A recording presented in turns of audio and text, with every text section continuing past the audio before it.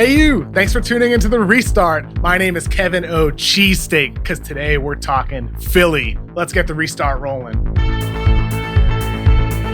While next week's seeding games in the upcoming postseason are technically a continuation of the 2019-20 NBA season, many teams around the league are viewing the upcoming months as a brand new season. Of course, the last 4 months we didn't get free agency, we didn't get the draft, and plenty of guys didn't have access to gyms due to lockdowns put in place thanks to coronavirus. However, teams did reevaluate. Coaches looked at what worked and what didn't. Players did work on their games when they had opportunities to, whether that was in gyms they could find locally or whether that was watching film. I've had a handful of conversations with some coaches and executives who are from teams that are locked into the postseason that have said they're viewing the seeding games as a preseason. This is an opportunity for them to work on new plays, work on new rotations, new sets.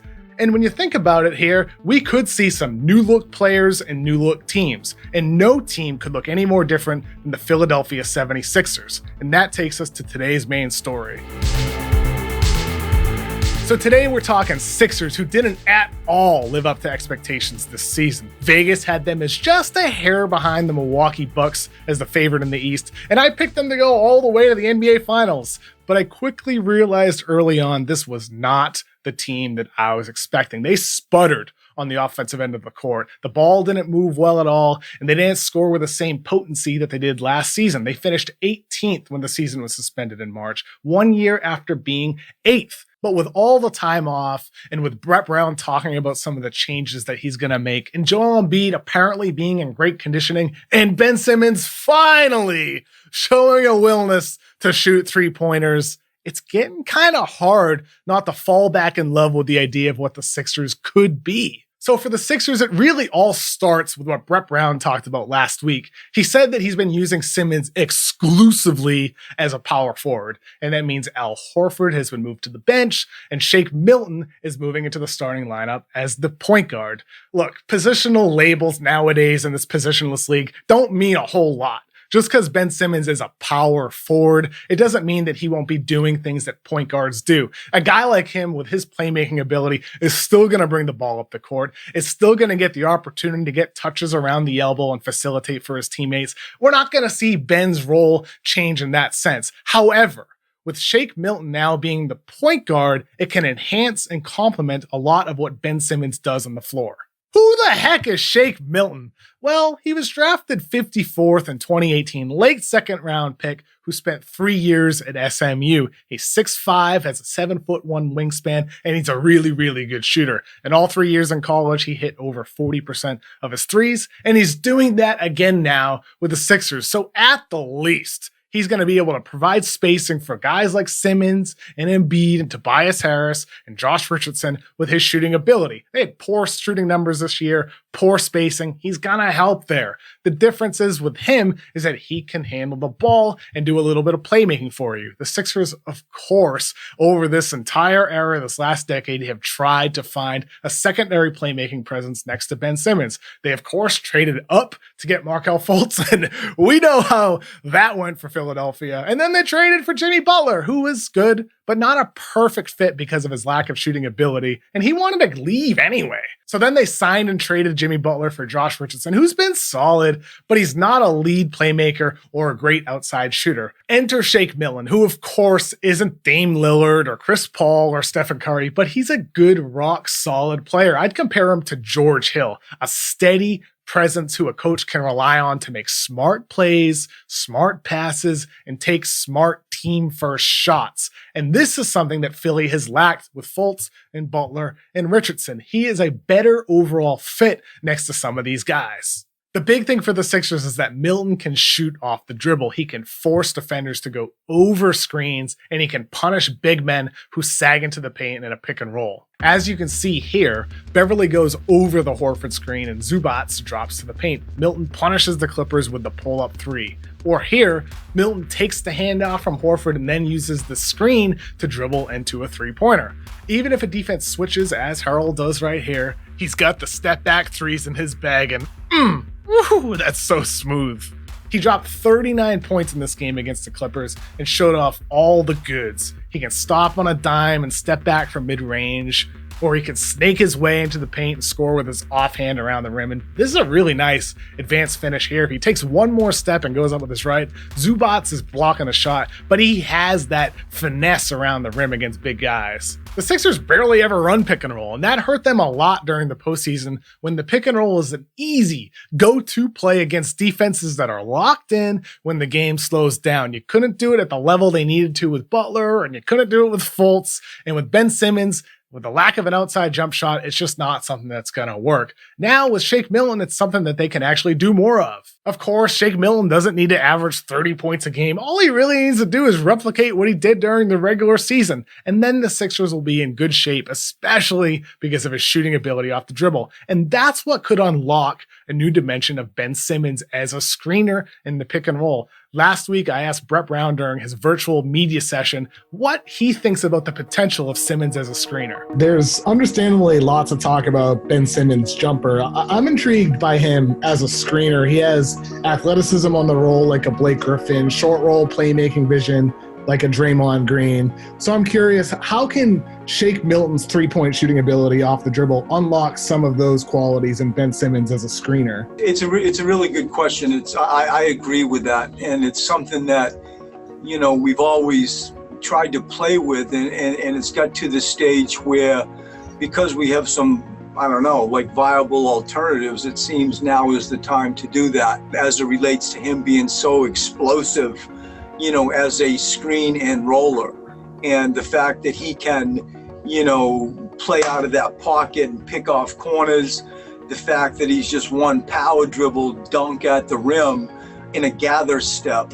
is obvious. Like we all see it. And to your question about, well, what Shake do that maybe can better help that, it's simple in that we haven't had a ton of guards over my time that defenders are forced to go over. And, you know, when you have a guard and you have a point guard that the defense is told and the player is scouted, we prefer you chasing over pick and rolls more than shooting gaps and going under, because, you know, Shea can punish that with his skill shooting. Then the world makes, you know, even more sense. Probably the main thing that you should hear is, I think, ball handlers that people are forced to go over, and there is punishment, like if it's switching, like sometimes Tobias and Ben, it's just an easy switch, and at times it's not easily exploited. I think when you get a legitimate guard like Shake and people chase, I hope to be able to do that more really than we have in the past. So how do all the pieces fall into place now? As Brett Brown alluded to, there's less pressure on somebody like a Tobias Harris to run pick and roll. Of course, they can still do that, but it's better for the Sixers if those guys, Harris, Matisse Thybulle, Josh Richardson, are attacking off the catch against secondary actions, beating a closeout, shooting off the dribble, rather than being in a pick and roll situation where a defense is likely to switch a screen involving Simmons and another larger player. Now with Shake Milton, if a defense switches, it probably means that a smaller guy would be going on to Ben Simmons, and that's an advantage for the Sixers because he can punish smaller players inside. But of course, Philly would hope the defenses play them straight in the pick and roll, because that's what could lead to opportunities for Simmons as a roller and Shake Milton as a shooter. I talked with both Milton and Simmons about their potential together as a pick and roll duo. I think the fact that I'm willing to shoot the shot if they go under is going to make people chase, and once people start having to chase, then it opens everything up for the pocket pass or over the top to some of the bigs. And, you know, Joe and Al, Ben shooting too, so it's going to be a lot to deal with for the defense. I love playing in that pick and roll situation or pick and pop, whatever it is. It just gives us so many different options. It's tough to guard. Ben's right. It's gonna be hard to stop, but it's unreasonable to expect him to be screening every single time they go up the floor. That's just not gonna happen. Ben's gonna have to shoot the ball, and that's something he's been asked about a lot. Brett Brown has said that Ben's been shooting more threes than ever during practice, so this is all good. But am I buying Ben Simmons as a three-point shooter? I don't know about that. I mean, we're talking about a player who shoots with the wrong hand. Ben Simmons might shoot free throws and jumpers with his left hand, but everything else on the court is with his right. I know, it's embarrassing. I've tracked all of his shots since he was a freshman at LSU, and over 70% of his shots, layups, dunks, floaters, hook shots, have come off his right hand. Ben Simmons is a righty who shoots with the left hand, the wrong hand. So can I buy a guy that's doing that? Not really. However, if he's able to at least spot up and be a mild threat, we're talking like low 30%, that's going to help the Sixers. And you can kind of see the value of it in the 2 3-pointers that he hit during the regular season. Only 2 shots, but with spacing, it could open up driving lanes for other guys and provide opportunities for him to attack closeouts against a rotating defense. So I'm not buying him as a good shooter, but maybe he can at least be passable, and that's what the Sixers desperately need. Simmons will be operating within new lineups as well, which is a good thing.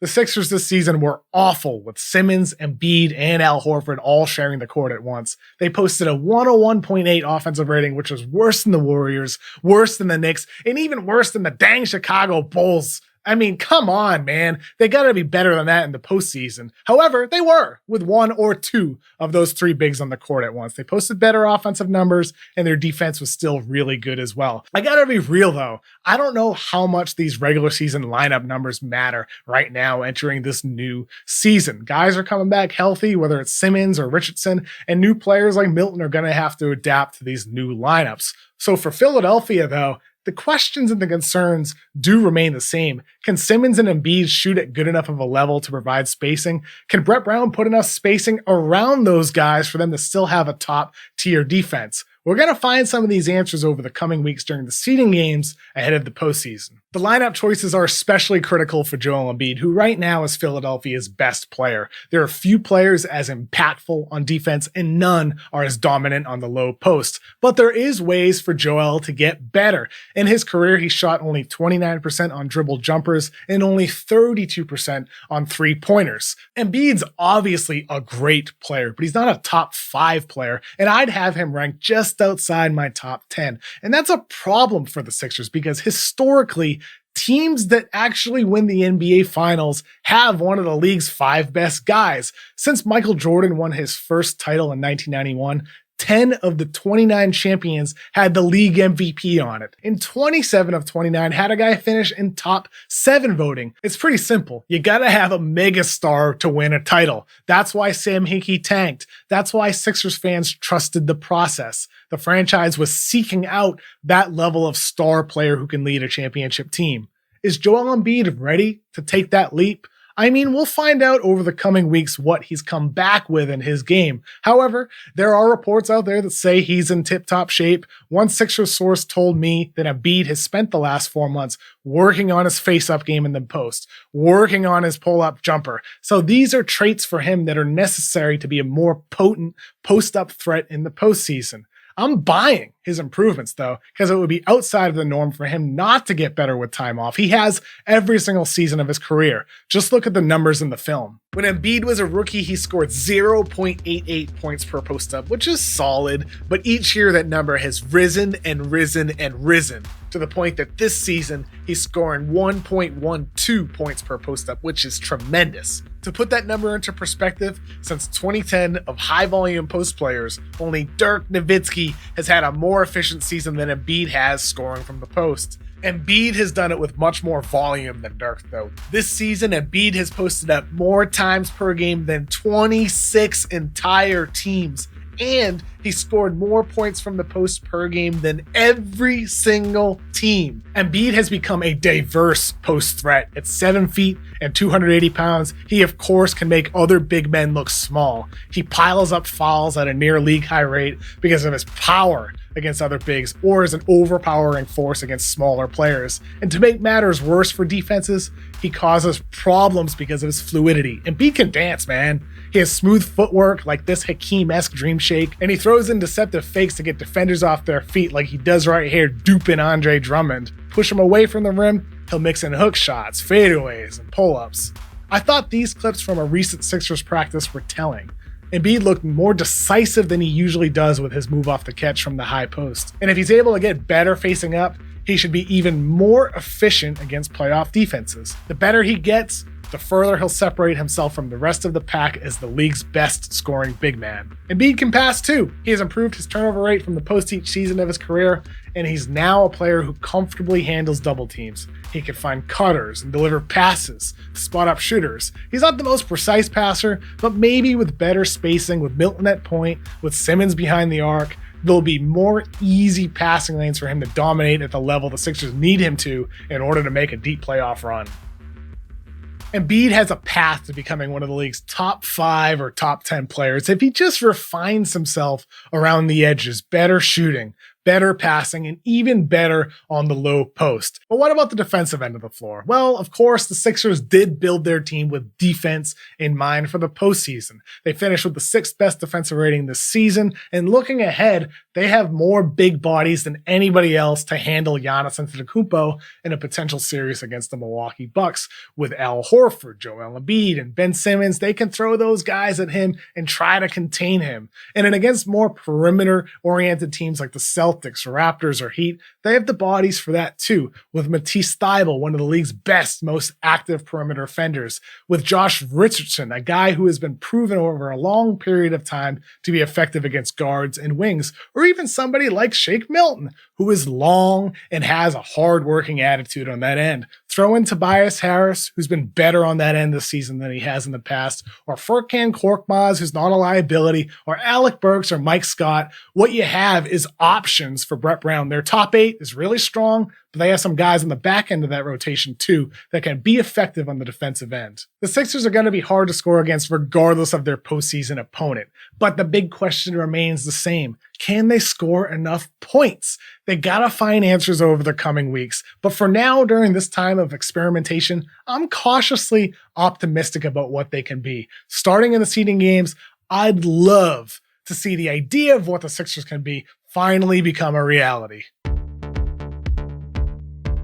The Sixers are in a funky position right now entering the seeding games. They're in the 6th seed, tied with the Pacers for the 5th seed, and they're 2 games back from Miami for the 4th spot in the East. So for them, they do have incentive to win games. You want to get back into a flow ahead of the postseason. However, seeding does matter here. Do you want to face Boston in the first round with that 3-6 spot and then face Indiana or Miami in the second round? Or is it better for them to move on and move up into the 4 or 5 spot and then possibly have a second round date against the Milwaukee Bucks? I could see either path making sense for the Philadelphia 76ers here, but I want to know what you think. Let me know in the comments below. Thank you so much for watching this week's episode of The Restart. Please be sure to thank our team for putting this video together. Smash that like button and subscribe to the Ringers YouTube channel as well. It is so much appreciated. Thank you again. Peace out.